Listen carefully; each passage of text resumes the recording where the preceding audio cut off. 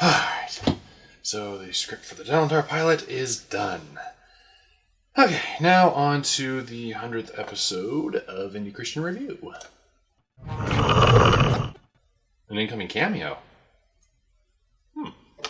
Wonder who it could be. Oh, what if it's Linkara? Hello, Storyteller. Hello, Diamanda. What do you want? I've heard that you've reached 100 episodes. Yeah? I just want to congratulate you. It is quite an achievement. I have had 99 slaves castrated in your honor. Thanks?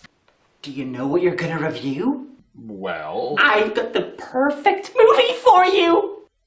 Oh?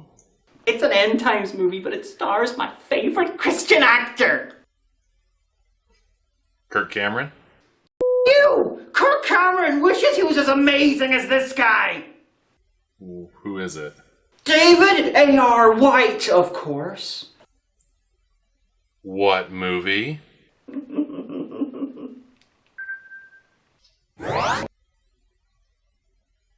Oh, no.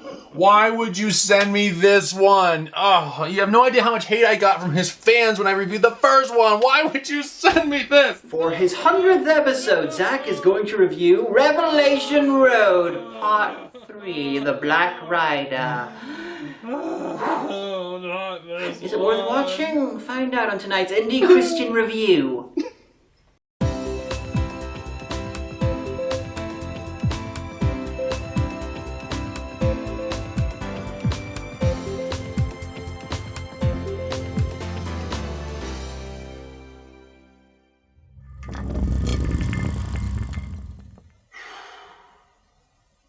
Okay, so for those of you who are new here, I have a long-standing feud with end times movies.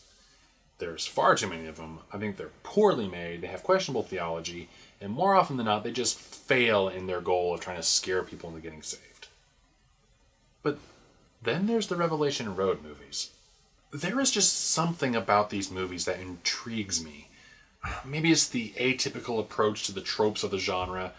Maybe it's their courage to try to tell a different kind of story than Christian films usually do. Maybe it's the fact that the first two movies were filmed in the Antelope Valley in California, which is where I was born and raised before moving here to Colorado. Maybe it's the fact that they're directed by Gabriel Saviloff, who was the director of photography and editor for Grayson, one of the greatest fan films of all time. Or maybe it's because it stars Pureflix co-founder David A.R. White, who is one of my favorite people in the Christian film industry. He clearly really wants to be an action star. Jesus, man. Whatever the reason, let's just get on with the review. This is going to be pretty detailed. I will be going into spoilers because it's essential for me to really express my true feelings on this movie. So consider yourself warned.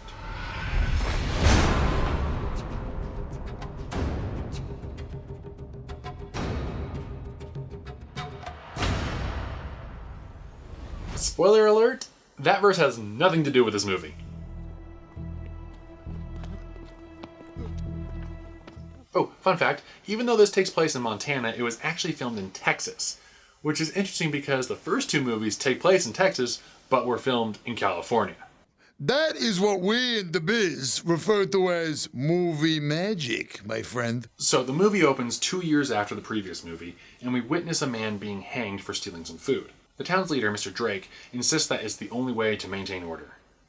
Meanwhile, somewhere in the open roads... This is what it has come to. Here is where it shall be decided. In a world without gas, this is a land that prays for a hero. This is Mad Max 2. Ladies and gentlemen, the man, the myth, the legend, our hero, David A.R. White. David plays former government super soldier Josh McManus. He's currently trying to rescue that girl in the van, but after she kicks one of her kidnappers and makes him jump out of the van, she's stabbed. And then... The king again! Look out!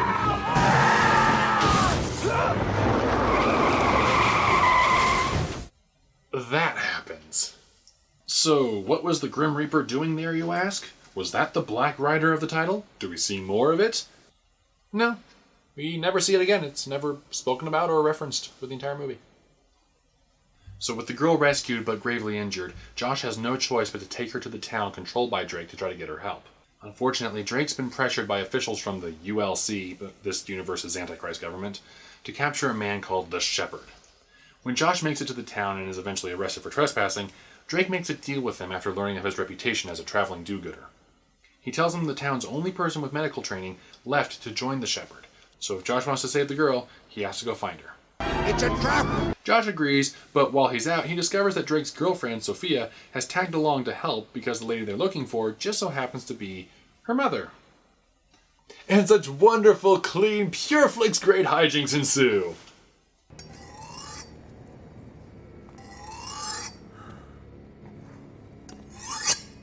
And you gonna scream? The devil is in my brain. And I can't get him out. I can't get him out.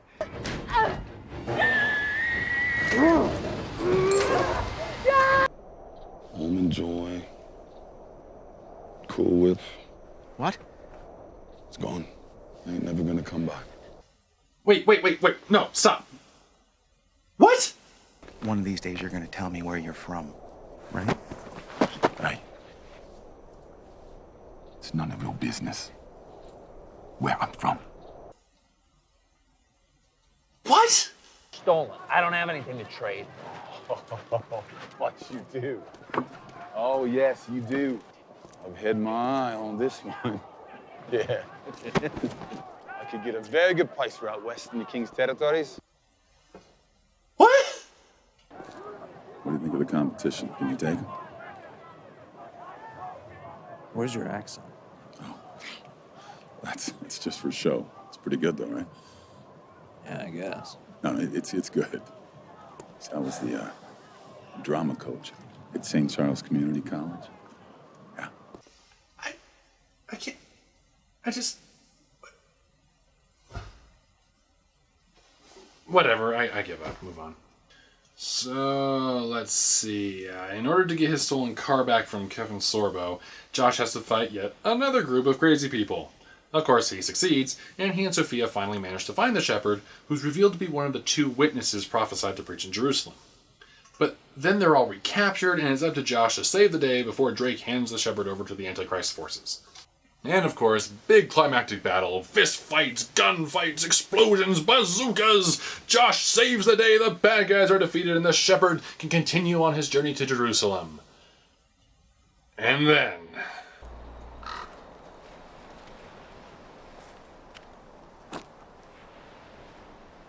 You need something?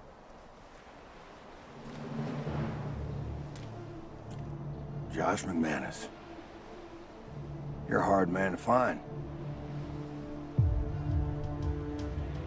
I'm gonna need your help.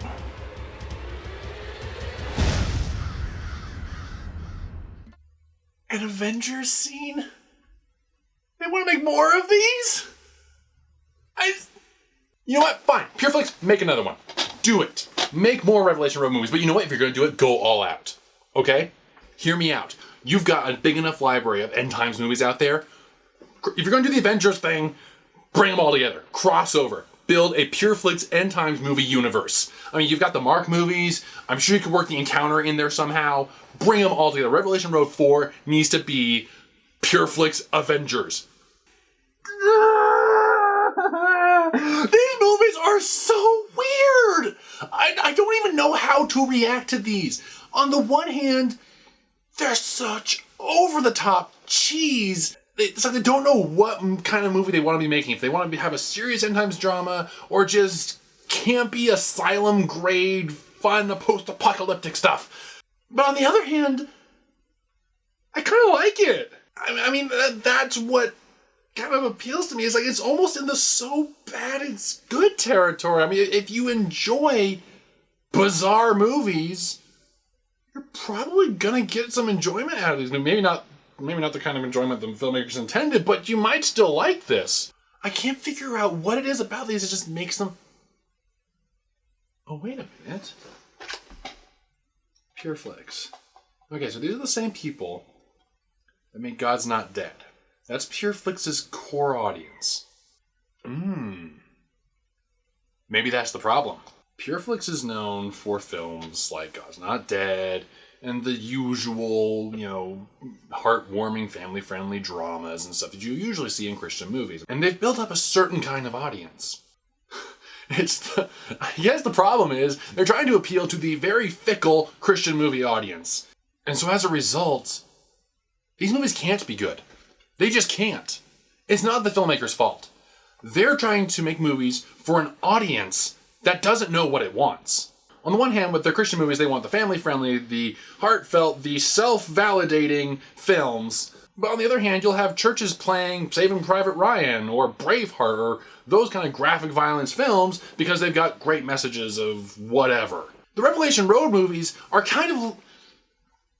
they're like trying to meet both audiences halfway and failing at both. You can try to please everyone, you please no one. And that's what's wrong with the Revelation Road movies. These could be great movies. They could be fun. But because of the limitations of the market they're being made for, they can't. They simply cannot be good. There have been a lot of arguments lately going on online about whether we should have a Christian film industry, whether we should not have a Christian film industry. I think there's room for both. I really do. There needs to be movies made for a Christian audience. We need that. There's nothing wrong with that. But those movies need to be telling stories and having messages behind them that improve the audience, that equip the church to get off their lazy butts, quit worrying about the end times, and get to work now. I think I've come to a point now where the problem isn't with the Christian movies, it's with the Christian movie audience. It's just frustrating. It is so frustrating. I hate to say this, but I've gotten fed up with Christian films. But again, it's not the fault of the filmmakers, it's the fault of the audience that will not support the films that need to be supported. Christians need mindless entertainment. And in that case, if you're ready for some Christ-friendly, mindless entertainment, watch Revelation Road 3, The Black Rider, and hope they make a fourth one. I'm done. I'm done. I'm sorry, guys. This movie has broken me.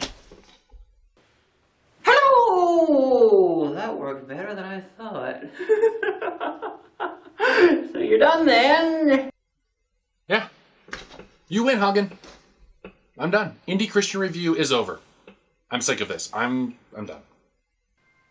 Okay. Commencing countdown. T minus 10. Oh. 9. Not what? 8, what did you do? 7. 6. What? 5. 4. 3. 2. 1.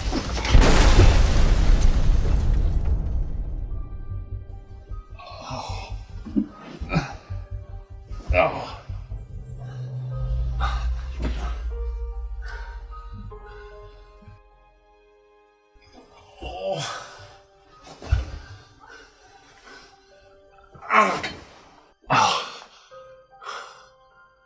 Is this death?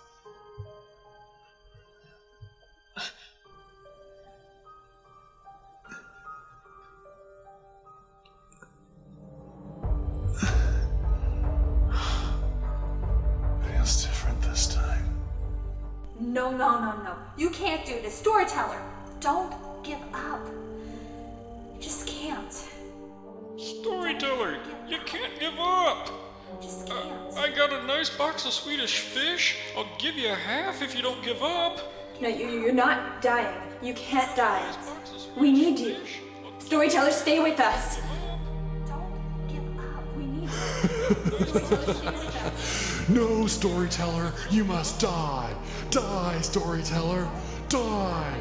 Am I getting through to you? Storytellers, that's all you have to Storyteller, do. stay with us. Don't give up. We need you. Storyteller, stay with us.